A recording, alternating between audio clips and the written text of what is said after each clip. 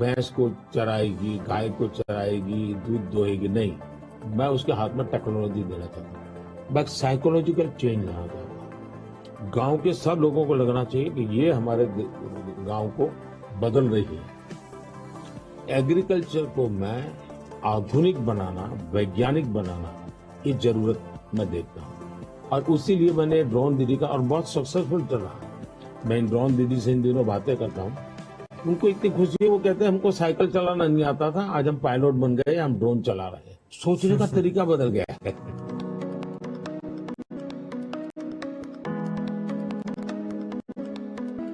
मैंने African countries के बहुत से लोगों से बात की।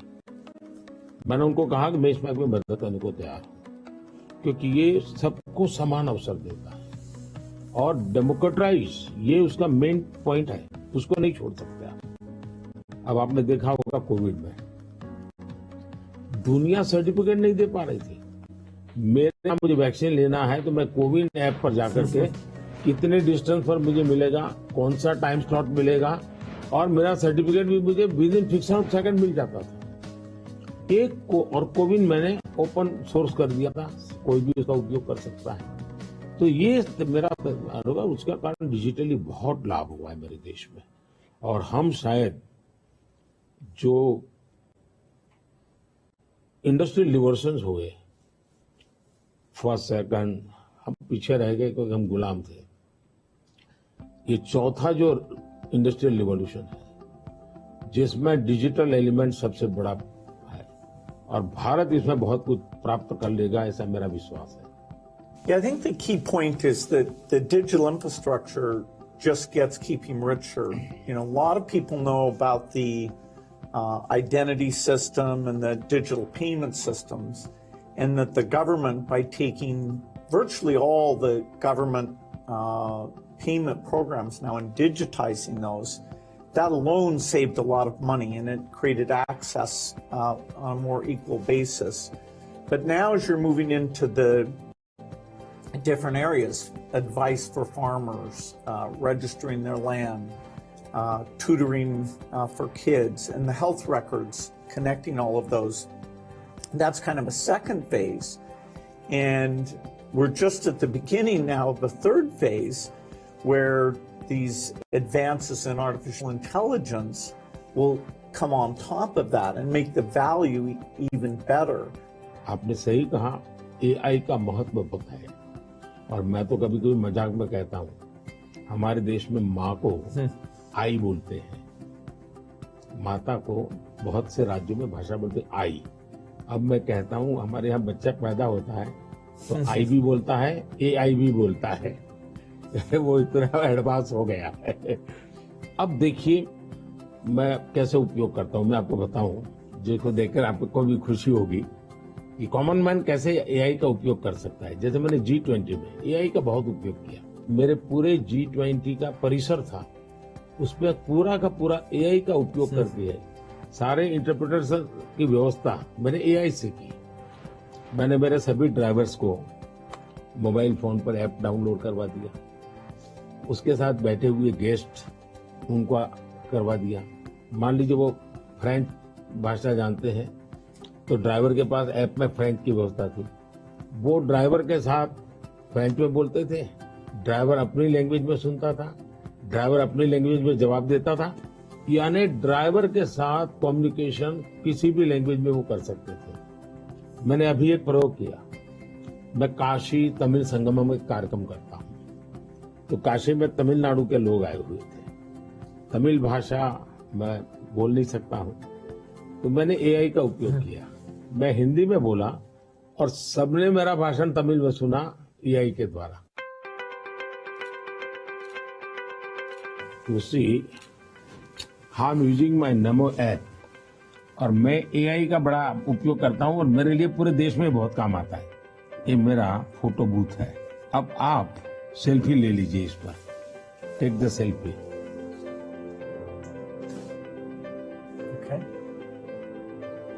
Yeah. Wow. So you can see. Wow. Not only this, since last 20 years, मेरे साथ आपके जितने भी फोटो होंगे, जितने भी मेरी फोटो होंगी 20 साल की, सारे इस पर आ जाएंगे। कभी और किसी पब्लिक फंक्शन में मान लीजिए आपका एक 1/10 पार्ट दिख रहा है, तो वो फोटो में भी अगर मैं दिखता हूं और आपका 1/10 भी दिखता है, वो भी उसको वो रिकॉग्नाइज करके ले आता है। तो आज टेक्नोलॉजी का कैसे उपयोग हो सकता है, और मैं मानता हूं कि इस प्रकार के प्रयोग हमें वैल्यू एडिशन करते हैं। अब पहले क्या होता था, मैं कहीं जाता था तो फोटो मांगता था, देते थे। आज मैं कहता हूँ भाई तुम AI पर जाओ, मेरे नमो ऐप पर जाओ, फोटो बूथ में जाओ, खुद की सेल्फी ले लो, आपको आपके साथ मेरा जितना भी फोटो होगा कि कोने में आप खड़े होंगे तो भी मिल जाएगा। तो हमने थोड़ा रोजमर्रा की जिंदगी में लोगों की मदद करने के लिए उपयोग करना चाहिए। तो मेरी कोशिश होती है कि पहले उसको कंफर्ट लेवल देना, उसको लगना चाहिए हाँ यार ये तो मेरे काम का है। जब काम में होता है तो फिर उसको इनोवेशन करता है, वो नई चीजें जोड़ देता है। I'd love to hear your view on how India sees AI. अगर हम AI को एक मैजिक के टूल के रूप में उपयोग करेंगे तो शायद बहुत बड़ा अन्याय हो जाएगा। या AI का उपयोग अपने आलसीपन को बचाने के लिए मैं करता हूं कि भाई मुझे किसी को चिट्ठी लिखनी है, मैं ड्राफ्ट नहीं करूंगा, मैं ChatGPT को कह दूंगा कि मेरी चिट्ठी ड्राफ्ट करके दे दो, तो ये गलत रास्ता है। मुझे तो ChatGPT के साथ कंपटीशन करना चाहिए, मैंने उसके साथ लड़ाई लड़नी चाहिए कि नहीं तुम ठीक नहीं कर रहे हो, तुम ये शब्द की जगह ये क्यों नहीं लाए। तो मैं AI से आगे जाने की कोशिश करूं। अब जैसे हमारे यहाँ बहुत सारी लैंग्वेजेस हैं, बहुत सारी बोलियां हैं, मैं AI को कहता हूं आप इन बोलियों को पकड़िए। मेरे एस्ट्रोनॉट्स को इंट्रोडक्शन के लिए गया था, तो हमारे एस्ट्रोनॉट्स किस प्रकार से काम करने वाले थे, तो रोबोट से मैं बात कर रहा था। मैंने रोबोट से काफी बातें की और मैंने देखा कि मेरे और मैं अलग अलग टोन में बोलता था, थोड़ा लहजा बदल के बोलता था, और मैं देख रहा था कि वो मुझे प्रॉपर रिस्पॉन्ड कर रहा था। फिर मैंने उसका नाम बदल करके पूछने की कोशिश की, तो फिर उसने रिस्पॉन्ड नहीं किया। मैंने कहा आपका AI, मैंने 3 मिनट 4 मिनट बात किया, अभी तक वो मेरी आवाज को रिकॉग्नाइज नहीं कर पाया। जब तक मैं उसका नाम नहीं बोलता हूं वो मुझे रिस्पॉन्ड नहीं कर रहा। मैं वो चाहता हूं कि मेरे आवाज को सेंस करे, और भले ही मैं उसका नाम न बोलूं लेकिन वो मेरे से बात करे। तो उन्होंने कहा ठीक है, विल डू दिस। तो मैं हर बार नई चैलेंज देता रहता हूं। Yeah, it's early days in AI, and I think everyone who uses it, in the same day you're surprised at how good it is, and you're also surprised at how bad it is. It'll do things you think are hard, and then it'll fail to do some things you think are easy. I started my trip here in Hyderabad with a nice occasion because Microsoft is celebrating 25 years in the country, and that's been such a fantastic experience. So I was definitely challenging the team there. Hey, we have to make the accuracy better. And for now, it's like a co-pilot. It helps suggest things, but the final decision about medicine or the letter you want to write, the final decision, we still have to review that, even though it may make us a bit more creative and a bit more productive. It seems like AI is a huge opportunity, but there's some challenges that come with that. How do you think India will approach that? देखिए, इन्हें जो challenges खड़ी की है वो मैंने देखा है कि इतनी अच्छी चीज अगर प्रॉपर्ली ट्रेन किया बिना किसी के हाथ में दे दी जाए तो वो मिसयूज होने की संभावना ज्यादा है।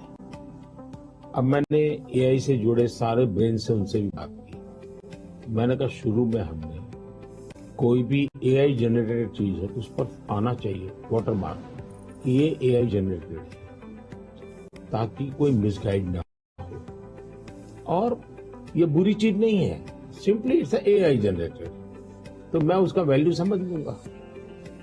डीप फेक भारत जैसे डेमोक्रेटिक कंट्रीज में और इतनी विशाल कंट्री में कोई एक डीप फेक में कुछ भी चीज डाल दे, जैसे मेरे ही वॉइस पर कुछ ऐसी चीज डाल दे, तो शुरू में तो लोग मान जाएंगे, तो बहुत बड़ी आग लग जाएगी। तो ये जरूरी है कि डीप फेक AI जनरेटेड, और ये सोर्स है, ये आज शुरू के दिनों में, आगे चल करके क्या होगा जरूरत नहीं पड़ेगी शायद, लेकिन ये हमने कुछ डूज एंड डोंट्स उस पर सीरियसली सोचना पड़ेगा। उसी प्रकार से मैं AI से पहले काम वो लूं जिसकी मेरी महारत हो। मेरी महारत हो और मैं अब थक गया हूं, सो जाऊं, वो कर लेगा, तो वो ठीक नहीं है। जैसे हम कह देते हैं कि भाई तुम 5 बजे उसको फोन लगा देना, तो यही कर देगा। या मैं कह दूंगा कि मेरा वो गाना मुझे सुना दो, तो वो कर देगा। तो मुझे पता होना चाहिए ना कि भाई मुझे इस समय किस गाने को सुनने की जरूरत है, मेरे लिए क्या रिक्वायरमेंट है। अगर मैं ये ना करता, मेरे से टूल का ही उपयोग करने खेलता रहूं, तो शायद मैं वैल्यूएशन नहीं कर पाऊंगा, टाइम पास कर लूंगा। In the AI world, data is so important, and yet, people have concerns, privacy concerns. How do we strike the balance there? Data एक बहुत बड़ा इश्यू बना हुआ है, हमने उसकी सिक्योरिटी भी देखनी चाहिए। भारत में कानूनी व्यवस्था तो की है, लेकिन लोगों को भी अवेयर करना पड़ेगा। अब जैसे मैंने आज हमारे देश में यूनिवर्सिटीज वगैरह सारे सर्टिफिकेट क्लाउड में रखवा देता हूँ, ताकि खर्चा भी बचता है और जो भी रिक्वायरमेंट मिल जाती है। मेरे यहाँ कंप्लायंसेस की जरूरत होती थी, मेरे सारे कंप्लायंसेस कोई जरूरत नहीं है, आप अपना डेटा एक क्लाउड पर डाल दीजिए, मुझे आपका आइडेंटिटी दीजिए, मुझे जो जरूरत है मैं उसमें से ले लूंगा। तो मैं नागरिकों का ईज ऑफ लिविंग के लिए टेक्नोलॉजी का बहुत उपयोग कर रहा हूँ। सर्विसेज के लिए पहले करता था, अब मैं ईज ऑफ लिविंग के लिए कर रहा हूँ।